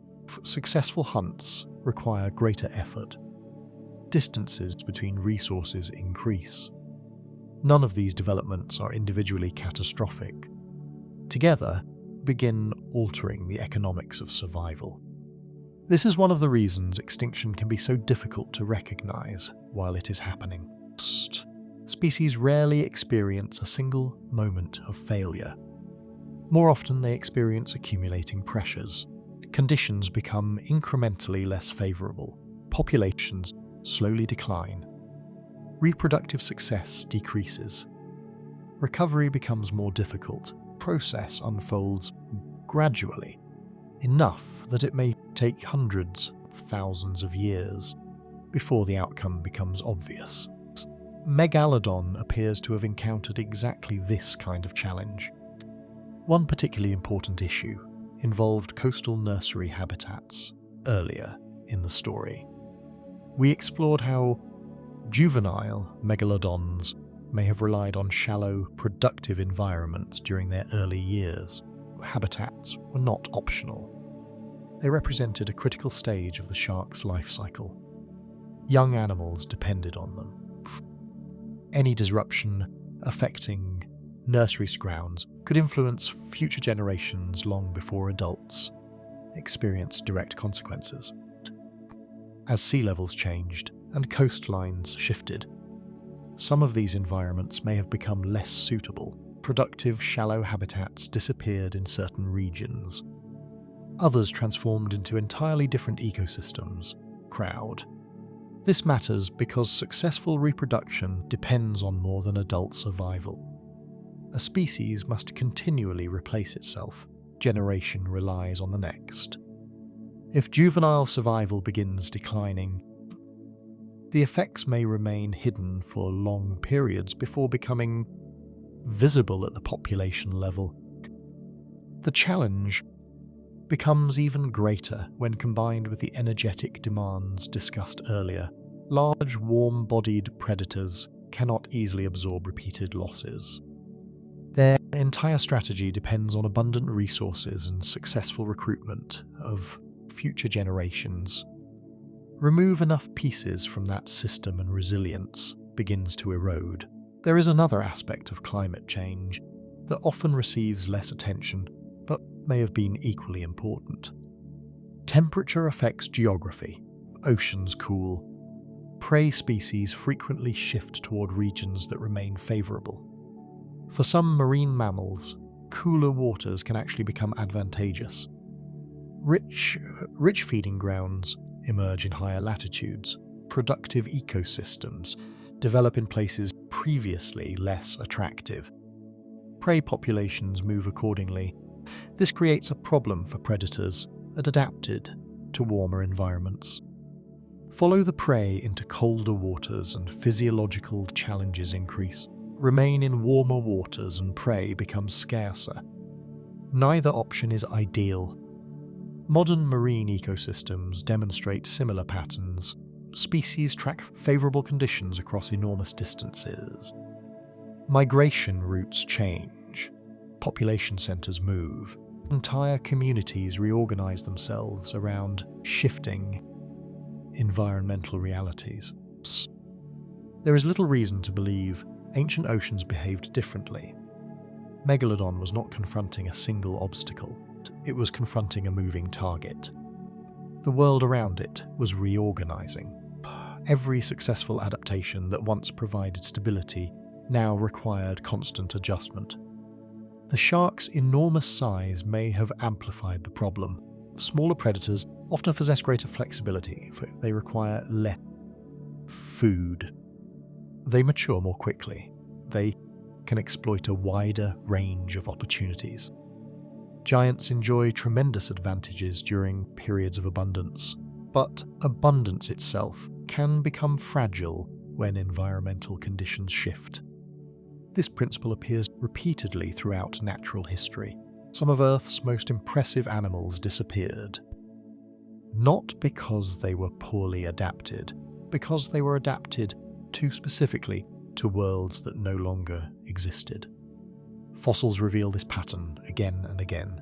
Species thrive under one set of conditions, then struggle as those conditions change. Success becomes dependency. Dependency becomes vulnerability. Vulnerability becomes decline. Megalodon may have been entering exactly that stage of its story, yet it is important not to imagine a world collapsing around the shark overnight. Ancient oceans remained rich with life. Whales still existed. Marine mammals still flourished. Predators still hunted. The difference was that the ecological balance supporting Megalodon's dominance was becoming less secure. Opportunities remained, but they were increasingly uneven. Resources remained, but they were increasingly difficult to predict. Stability was giving way to uncertainty, and uncertainty favors certain kinds of animals over others. Throughout evolutionary history, periods of environmental change often reward flexibility. Species capable of adapting quickly gain advantages. Species requiring highly specific conditions face greater risks. The irony is that Megalodon had become one of the most successful predators ever, produced by evolution precisely because the previous world rewarded its strategy so effectively. The same traits that created dominance now limited flexibility. Massive size, enormous energy demands, dependence on large prey, warm-bodied physiology. None of these adaptations were mistakes. They had worked brilliantly for millions of years, but the environment that selected for those traits was gradually disappearing. The shark remained powerful. It remained formidable.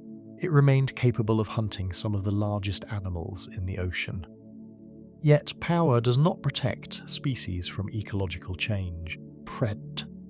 No predator is powerful enough to harm it. No bite force can stop shifting currents. No body size can prevent habitats from disappearing. These forces operate at scales beyond individual animals. They reshape entire ecosystems, regardless of how dominant a species may appear. Somewhere in the ancient oceans, generation after generation of megalodons continued doing what they had always done. They hunted, they migrated, reproduced. They survived. Yet, beneath the surface, the foundations supporting that success were changing. The world that had once seemed perfectly designed for giant predators was becoming something different. And in that changing world, other animals were beginning to find opportunities of their own. And in that changing world, other animals were beginning to find opportunities of their own. One of the most persistent myths surrounding Megalodon's extinction is the idea that a single rival appeared and defeated it. It is an appealing story, because humans naturally prefer simple explanations. We like clear winners and losers. We like dramatic confrontations. We like the idea that one predator replaced another in a straightforward struggle for dominance. Reality is rarely so simple. Extinction almost never works that way. Species that survive for millions of years are rarely destroyed by a single cause. More often, they disappear because multiple pressures begin acting together. Climate changes. Food becomes less predictable. Habitats shrink. Competition increases. Reproduction declines. The individual pieces may not seem overwhelming on their own, but together they create a situation from which recovery becomes increasingly difficult. Megalodon appears to have faced exactly this kind of convergence. By the time environmental changes were reshaping the oceans, the shark was already dealing with challenges created by its own success. It required enormous amounts of food. It depended on productive ecosystems. It relied on a world that had supported giant marine mammals for millions of years. As those conditions shifted, the margin for error grew smaller. At the same time, new competitors were emerging into the ecological roles that had once belonged almost exclusively to giant predators. Among them was a shark that still survives today, the great white. Few marine animals inspire fascination quite like the great white shark. Powerful, intelligent, adaptable, and remarkably efficient, it represents one of evolution's most successful predator designs. Yet, during much of Megalodon's reign, great whites occupied a different world. They existed alongside giants. They shared ecosystems with predators larger and more powerful than themselves. In many ways, were part of a marine community, shaped by conditions that favoured enormous animals. As those conditions began changing, however, different traits started becoming valuable. Flexibility became valuable. Lower energy requirements became valuable. Faster reproduction became valuable. The ability to exploit a wider variety of prey became valuable. Suddenly, being smaller could become an advantage rather than a limitation. Does not mean great white sharks hunted Megalodon or directly drove it into extinction. Is little evidence supporting such dramatic scenarios. What researchers discuss instead is competition. Competition is not always obvious. Two species do not need to attack each other to compete. If they rely on similar resources, they are already competing. Every prey item consumed by one predator becomes unavailable to another. Every ecological opportunity exploited by one species reduces opportunities elsewhere. In a changing environment, even subtle competition can matter. Imagine a world where whale populations are becoming less predictable. Some species are shifting their ranges, others are declining. Productive feeding grounds are changing. A giant predator requiring enormous prey now faces increasing uncertainty. Meanwhile, a smaller predator, capable of hunting a broader variety of animals, can adapt more easily. It can switch strategies. It can exploit new opportunities. It can survive periods that would be much more difficult for a specialized giant. Over long periods of time, these differences become significant. They influence population dynamics. They affect reproductive success. They determine which species recover most effectively from environmental disruption. The fossil record suggests that great white sharks expanded during the same general period in which Megalodon declined. This does not automatically establish cause and effect, but it provides an intriguing clue. The oceans were changing in ways that increasingly rewarded versatility. The traits that had made Megalodon extraordinary may have become less advantageous under the new conditions. At the same time, it is important not to focus too heavily on competition alone. One of the biggest mistakes in extinction research is assuming that every disappearance must have a single explanation. Nature is more complicated than that. Consider the challenge from Megalodon's perspective. Prey populations are changing. Nursery habitats are becoming less reliable. Ocean temperatures are shifting. Migration routes are evolving. Productive regions are moving. Competition is increasing. None of these pressures exist in isolation. They reinforce one another. Reduction in prey availability becomes more serious when energy requirements are enormous. Competition becomes more difficult when food resources are already under pressure. Habitat loss becomes more important when reproduction depends on specific environmental conditions. Each problem amplifies the others. Together they create a situation that no single adaptation can solve. One useful comparison can be found in modern conservation biology. Large predators today often experience similar challenges. They require extensive territories. They depend on healthy prey populations. They reproduce relatively slowly. As environments become fragmented, these traits create vulnerabilities. Lions, tigers, wolves, large sharks all demonstrate versions of this pattern. The same characteristics that make them impressive can also make them sensitive to change. Megalodon faced this challenge on an even larger scale. Every aspect of its biology reflected a world of abundance. Every aspect of its biology became more difficult to maintain as abundance declined.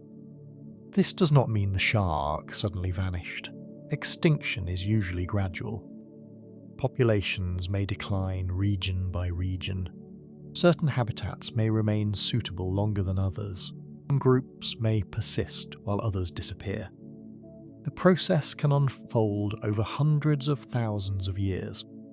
During that time, surviving populations often become increasingly isolated. Recovery becomes harder. Genetic diversity may decline. Environmental shocks become more difficult to absorb. Eventually, a threshold is crossed. The species can no longer replace itself effectively. Decline accelerates. Extinction becomes inevitable. One of the most striking aspects of the Megalodon story is that it survived for millions of years before reaching this point. This was not a fragile species. It was not poorly adapted. It was not evolutionary dead weight waiting to disappear. Contrary, it was one of the most successful marine predators ever produced by natural selection. Its longevity alone proves that surviving for millions of years requires extraordinary effectiveness. Yet even extraordinary effectiveness has limits. Evolution does not reward perfection. It rewards adaptation to current conditions. Change the conditions enough, and even highly successful species can struggle.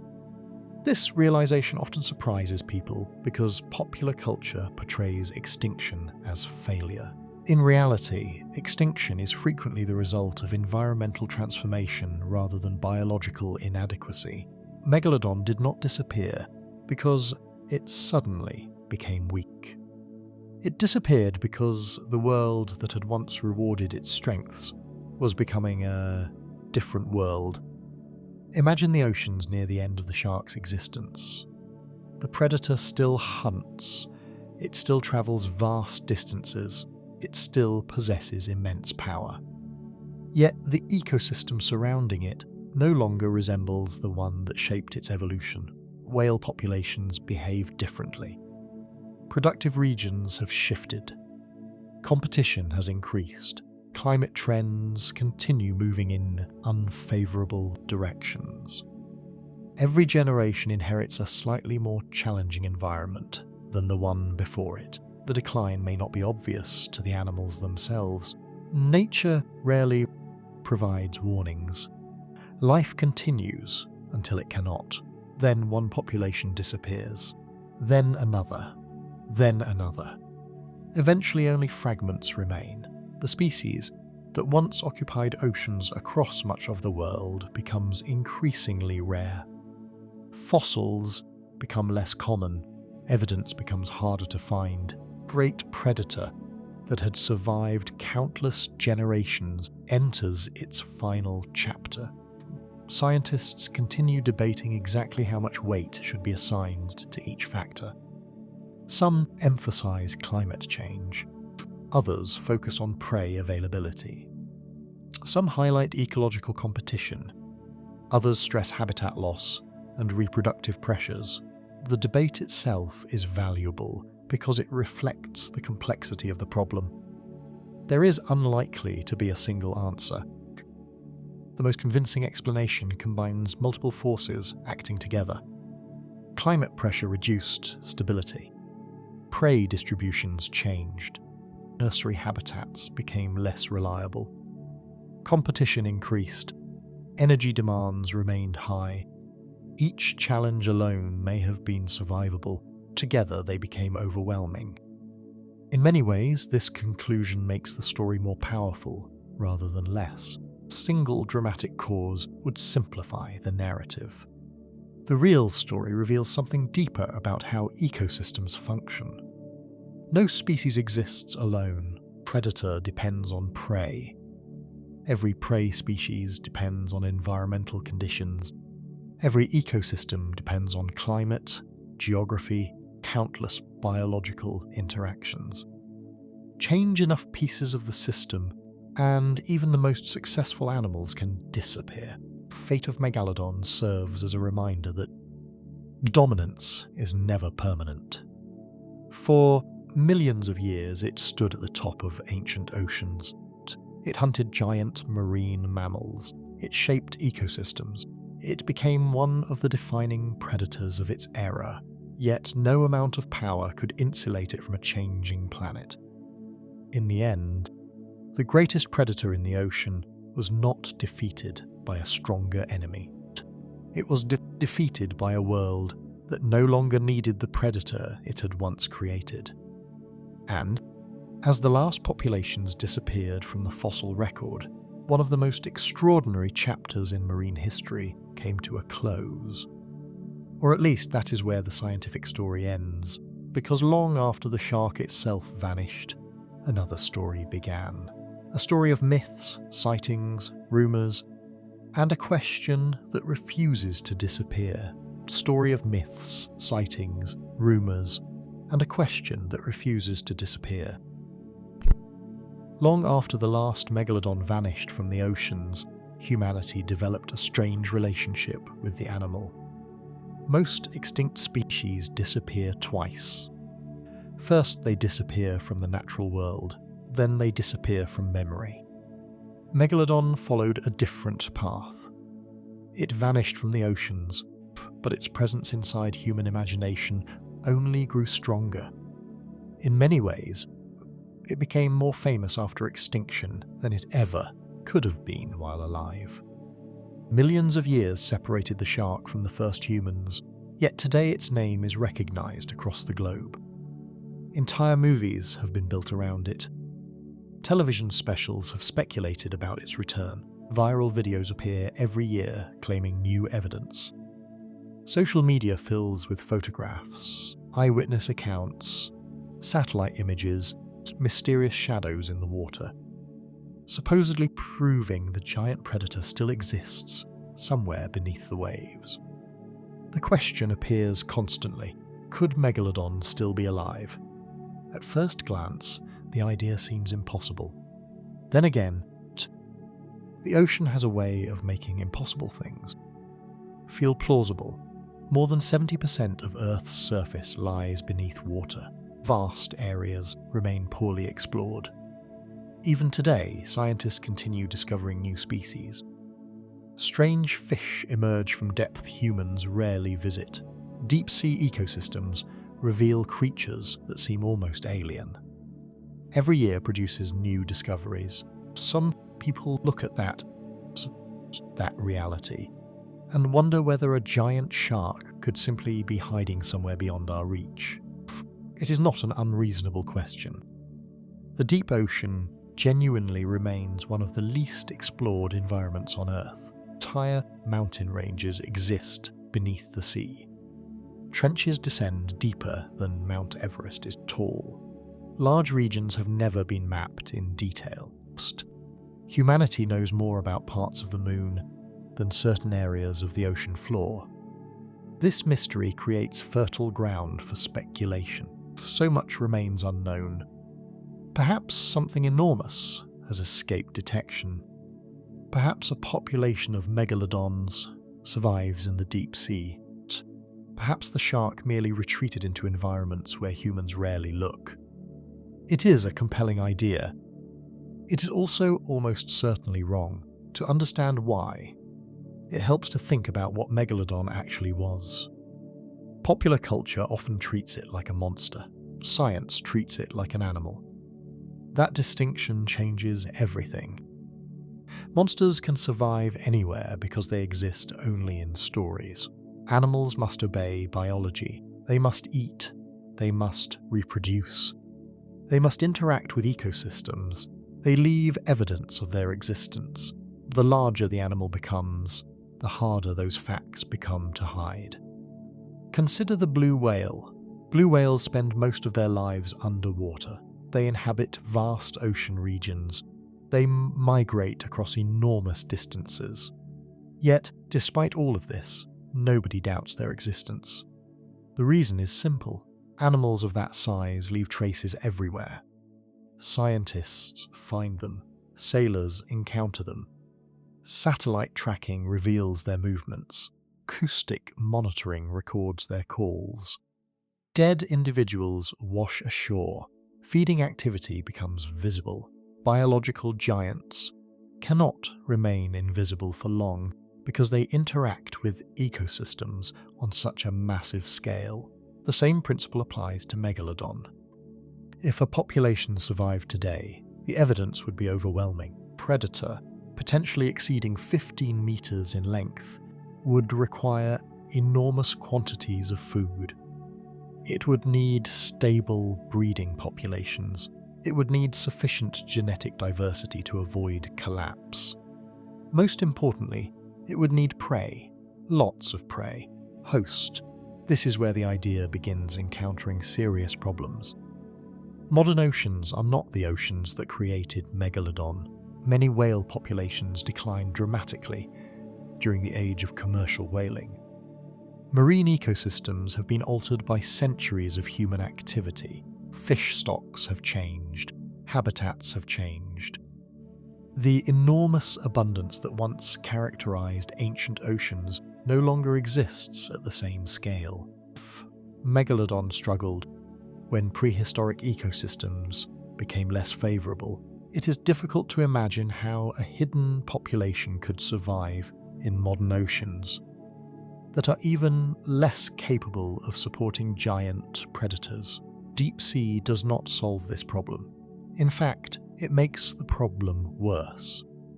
Deep ocean environments contain life, but they are generally energy poor compared with productive coastal and surface ecosystems. Food becomes scarcer. Biological productivity declines. Large active predators face significant challenges there because sustaining large bodies requires consistent energy intake. The idea of a giant warm-bodied shark surviving indefinitely in deep ocean darkness sounds exciting. Biologically, it creates more questions than answers. Then there is the issue of reproduction. Viable Megalodon population would require more than a handful of surviving individuals. It would require enough animals to maintain genetic diversity across generations. Hundreds, perhaps thousands, depending on population structure. Animals would need breeding grounds, juvenile habitats, migration routes, entire ecological systems built around their existence. Such a population would not remain invisible. We would find evidence somewhere. Fossils teach us something important about large predators. They do not exist quietly. They shape ecosystems. They leave marks on prey populations. They influence behavior. Their absence is noticeable, so is their presence. If Megalodon survived today, marine biology would look very different. Whale migration patterns might reflect predation pressure from giant sharks. Large bite marks would appear regularly on marine mammals. Fisheries would occasionally encounter individuals. Modern tracking technology would almost certainly detect something unusual. Instead, the evidence points in the opposite direction. Every year, scientists gather more information about marine ecosystems. Every year, case for a surviving Megalodon becomes weaker. Yet, the myth persists. And perhaps the most interesting question is not whether Megalodon survived. It is why so many people want it to survive. Part of the answer lies in human psychology. Extinction feels final. Once an animal disappears, there is no second chance. The story ends. Many people dislike endings. We prefer mysteries. We prefer possibilities. We want the giant predator to still exist. because the idea makes the world feel larger and more mysterious. There is something exciting about believing that an ancient giant may still be swimming somewhere beyond the horizon. The ocean encourages that kind of thinking. Unlike a forest or a desert, most of the sea remains hidden from direct observation. Its depth conceals countless secrets. When people imagine Megalodon surviving, they are often imagining a world where mystery still wins, a world where science has not answered every question. Ironically, the real story may be even more fascinating. The actual Megalodon does not need to be alive to remain extraordinary. Its fossil record reveals a predator that existed for millions of years, shark so successful that it dominated oceans across much of the planet. A species that evolved alongside giant whales, adapted to changing ecosystems, and became one of the largest marine predators ever known. That story is remarkable even without adding survival myths. In fact, the myths themselves reveal something important about the animal's legacy. Very few extinct species inspire this level of fascination. Nobody produces blockbuster movies about forgotten fossil fish. Nobody claims to spot extinct mollusks from space. Megalodon occupies a unique place because it combines two powerful ideas: fear of large predators and the mystery of the ocean. Together, those ideas create something larger than paleontology. They create a legend. Legends often survive long after evidence has spoken. Yet there is a subtle irony hidden within all of this speculation. For decades, people have searched for evidence that Megalodon still exists somewhere in the ocean. Meanwhile, scientists have been uncovering evidence that challenges what people thought Megalodon was in the first place. The search for a living Megalodon assumes we already understand the extinct one. This documentary has revealed the opposite: giant shark. Everyone imagines may not accurately reflect reality. The familiar image may be incomplete. The reconstruction may still be evolving. The real mystery is not whether Megalodon survived extinction. The real mystery is how much of the animal remains hidden behind our assumptions. And that brings us to the final question. After everything we have learned about this predator, what can the story of Megalodon actually teach us about science, extinction, and the way we understand the past? That brings us to the final question. After everything we have learned about this predator, what can the story of Megalodon actually teach us about science, extinction, and the way we understand the past? In some ways, the answer has been hiding in plain sight from the very beginning. When most people think about Megalodon, they think about size, the giant teeth, the enormous jaws, the possibility of a shark longer than a school bus. Those details are impressive, and they deserve their reputation. Yet after following the story from ancient oceans to extinction, from fossil discoveries to modern research, something else begins to stand out. The most remarkable thing about Megalodon may not be its size at all. It may be how little we truly know about one of the most famous animals that lived. That realization can feel surprising at first. After all, Megalodon has been reconstructed thousands of times. Entire documentaries have been dedicated to it. Museums display its teeth. Artists have painted it. Scientists have studied it for generations. How can an animal this famous still remain mysterious? The answer reveals something important about science itself. Science is often misunderstood as a collection of answers. In reality, it is a process for dealing with uncertainty. Every fossil discovery adds information. Every new study provides clues. Every analysis refines what came before. Yet certainty is rarely the destination. More often, each answer reveals new questions waiting behind it. Megalodon is one of the clearest examples of this process in action. For decades, the giant great white reconstruction seemed obvious. It appeared reasonable. It fit the available evidence. It became familiar. Eventually, familiarity transformed into confidence. Confidence transformed into acceptance. Acceptance transformed into certainty. Then new research began asking questions that many people never considered. Was the body shape correct for us? Were the evolutionary relationships fully understood? Did a giant shark of this scale really move the way we imagined? Were there better models, better explanations, better interpretations? The result was not the destruction of scientific understanding, the improvement of scientific understanding. This distinction matters because many people view changing conclusions as a weakness. Scientists view it as progress.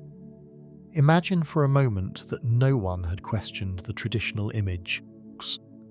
Imagine that researchers simply accepted the reconstruction forever because it was familiar. Science would stop moving. New discoveries would become irrelevant. Old assumptions would remain untouched.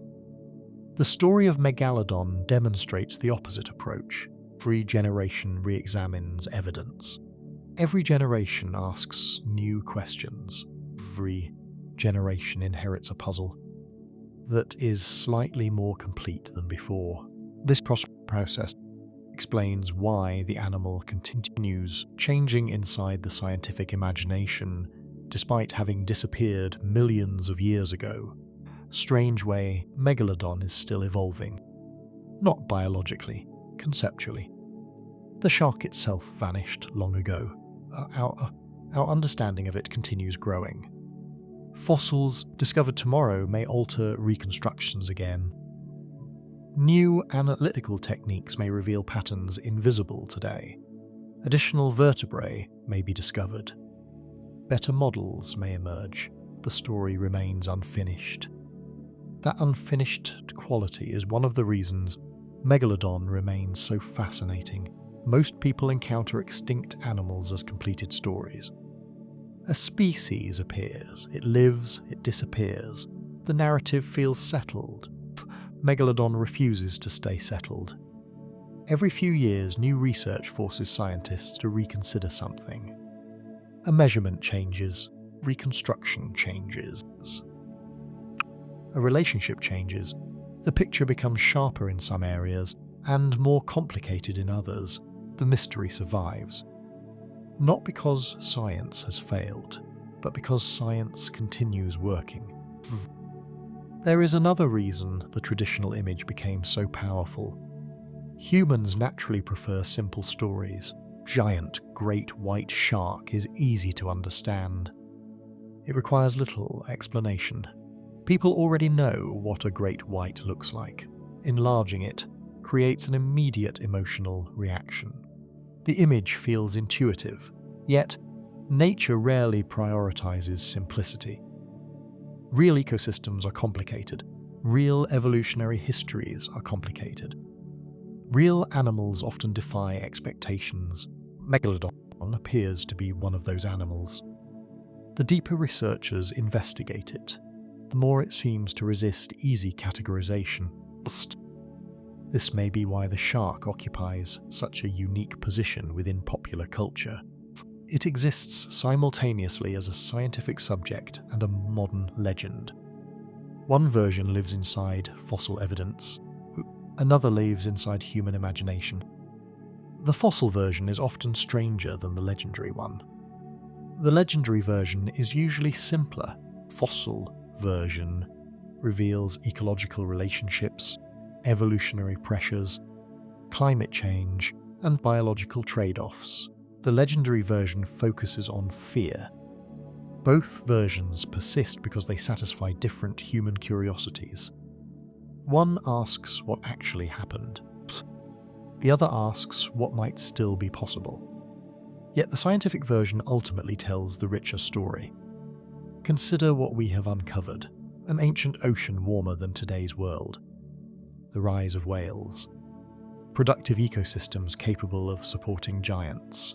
Predator, built through millions of years of evolutionary refinement. A life cycle beginning in shallow Sherian's grounds and ending in open ocean dominance.